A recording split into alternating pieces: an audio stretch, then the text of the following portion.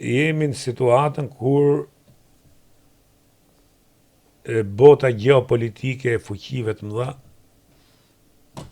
është po rindryshohet. Ripërcaktohet. Po ripërcaktohet. Ripërcaktohet. S'po gjesha fjalën, po ripërcaktohet. Trump shkoi brenda në Caracas, mori Madurën. Tashti thot do të marrë Groenlandën. Si e shef gjithë këtë situatë?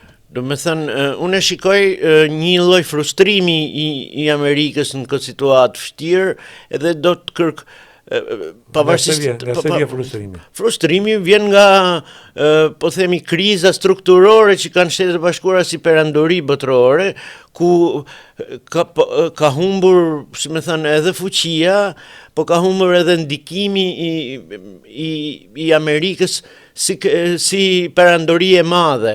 Dhe unë mendoj që është vetë një perandori sot. Po. Për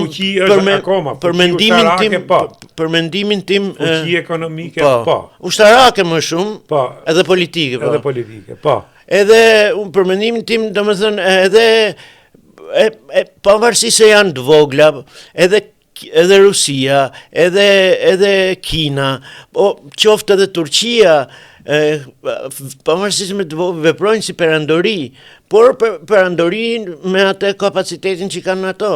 Po unë mendoj që përcaktimi i peshës Amerikës në botë do bëhet, vetëm se Trump e bën në mënyrën më arrogante, por siç po lexojmë janë edhe aparatet e brendshme të, po themi, Pentagoni, CIA, cila kanë nxit Trumpin të bëjë lëvizje gjeopolitike, qoftë me se Groenlanda për shembull aktualisht Amerika e kontrollon, janë bazat amerikane që nga 44. Dhe çështja mund zgjidhet me diplomaci, po Trump e bën thjesht për ka këtë vesin për të tregu kuzhinën e perandorisë, ja shiko, më tepër në aspektin reality show. Po